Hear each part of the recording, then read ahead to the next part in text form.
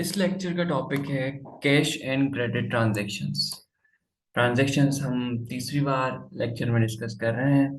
Transactions का मतलब है लेन देन। आपने कुछ पैसे दिए, आपको उसके बदले में कुछ सामान मिला, कोई सर्विसेज मिली, तो ट्रांजैक्शंस कहलाती है वो। अब ट्रांजैक्शंस के टाइप्स हैं, दो मेजर टाइप्स है हमारे पास। एक है कैश ट्रांजैक्शंस और दूसरा है क्रेडिट ट्रांजैक्शंस।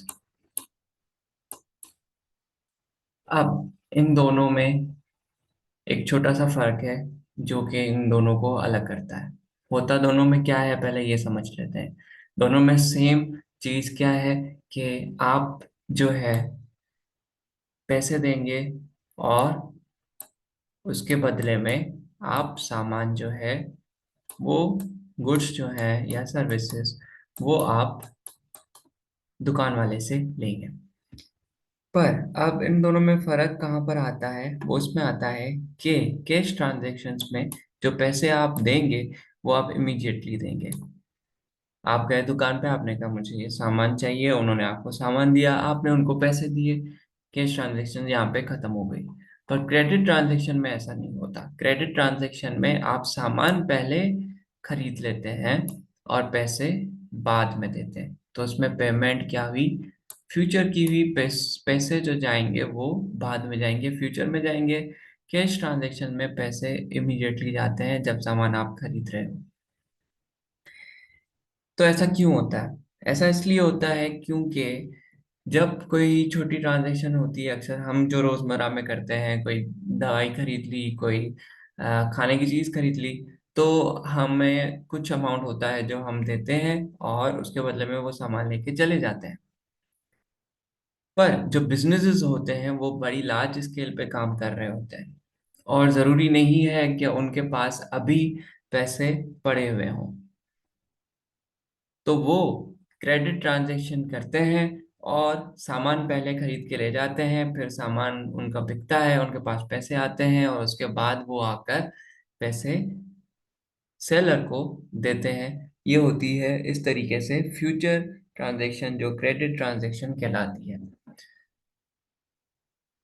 तो जब ये क्रेडिट ट्रांजैक्शन होती है तो इसमें परचेस इनवॉइस भी इन्वॉल्व होती है। लास्ट लेक्चर में हम इस पे बात कर चुके हैं, दोबारा करते हैं। परचेस इनवॉइस हमें क्या मिलती है? परचेस इनवॉइस हमें मिलती है कि भाई आपने सामान लेके गए हो, अब ये आपके पास जो है इनवॉइस है।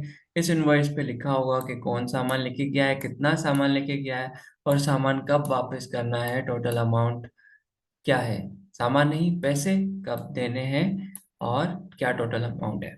सही है। परचेस इनवॉइस में क्या होता है, डेट वगैरह, लोकेशन, सेलर बायर का नाम हो सकता है और उसमें क्या होती है, डेट लिखी होती है कि इस डेट पे आपने मुझे पैसे देने हैं। तो ये होती है हमारे पास परचेस इनवॉइस। और जो कस्टमर ये खरीद रहा होता है क्रेडिट पे चीजें किसी और बिजनेस से, तो उसका इस वाले बिजनेस से, ये देखें ये है जो सेल कर रहा है और ये है जो परचेस कर रहा है। तो परचेस करने वाले का अकाउंट, खाता हम बोलते हैं जैसे आम जुबान में, तो वो अकाउंट किसके पास बना हुआ होगा? सप्लायर के पास अकाउंट बना हुआ होगा। और वो सप्लायर उसके अकाउंट में क्या लिखेगा कि भाई ये पी जो है, इसने मुझसे इस तारीख पे ये सामान खरीदे हैं और इनकी पेमेंट हो गई है। तो इस तरीके से अकाउंट बना हुआ होगा पी का एस के पास, परचेसर का सप्लायर के पास। कैश ट्रांजैक्शंस में हमें अक्सर खास अकाउंट बनाने की जरूरत नहीं पड़ती क्योंकि हमने सामान दिया है और हमें उसी वक्त पैसे मिल गए हैं, तो उसमें अकाउंट बनाने की जरूरत है सच नहीं पड़ती। तो ये होती है कैश ट्रांजैक्शन जो उसी वक्त हो जाए, सामान हम बेचें हमें पैसे मिल जाए। क्रेडिट ट्रांजैक्शन ये होती है कि जब हमने सामान तो खरीद लिया है पर पैसे हम बाद में देंगे। अब एक चीज याद रखिएगा, ये जो कैश ट्रांजैक्शन होती है ये दो तरीकों से हो सकती है। एक होती है कैश की परचेस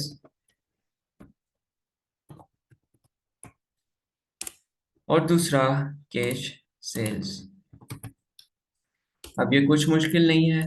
कैश परचेस और कैश सेल क्या होगा कि जब कैश ट्रांजैक्शन हो और हम खरीदार हम हो तो उसको हम कहेंगे कैश परचेस। हमने कैश परचेज की, हमने कुछ चीज कैश पे लिया है। जब हम एज अ सेलर हो और हम कैश पे कोई चीज सेल करें तो हमने कैश सेल्स की। तो ये लफ्ज कैश इनके आगे लग जाएगा डिफरेंशिएट करने के लिए, ये कि सेल ये परचेस हुई है, ये कैश परचेस हुई है या ये कैश सेल हुई है। जो सेलर होगा वो अपने पास कैश सेल रिकॉर्ड करेगा, जो परचेसर होगा जिसने खरीदा होगा सामान वो कैश परचेस अपने पास लिखेगा। इसी तरीके से क्रेडिट में भी ये केस होगा। क्रेडिट में भी एक होगा परचेस सेल्स। अगर क्रेडिट पे किसी ने कोई चीज बेची है, सेल की है, तो वो अपने पास क्रेडिट सेल्स रिकॉर्ड करेगा। अगर उसने क्रेडिट पे कोई सामान खरीदा है तो वो अपने पास परचेस क्रेडिट परचेस लिखेगा। सही है। अब और यहाँ तक क्लियर है। एक बार दोबारा इसका क्विक कर लेते हैं। डिफरेंट जो भी है, डिफरेंस जो भी है इसमें कि कैश ट्रांजैक्शन और क्रेडिट ट्रांजैक्शन में मेन डिफरेंस क्या आता है कि ये उसी वक्त होती है, ये बाद में होती है। इसमें हमें परचेस इनवॉइस भी मिलती है और कस्टमर का अकाउंट भी होता है। इसमें अकाउंट होना जरूरी नहीं है। परचेस इनवॉइस नहीं मिलती, हमें रिसिप्ट दी जाती है कि ये हमने आपसे कैश कर लिया है। कई केसेस में तो वो भी नहीं दी जाती। तो इस तरीके से कैश ट्रांजैक्शन और क्रेडिट ट्रांजैक्शन में फर्क होता है। और ये हम फर्क क्यों पढ़ रहे हैं, क्योंकि इनकी अकाउंटिंग जो है, इनकी रिकॉर्डिंग जो है वो अलग तरीके से होती है। इसलिए हमारा इन दोनों का डिफरेंस आपस में समझना बहुत ज़रूरी है। तो आज के लेक्चर में इतना ही। Thank you for watching.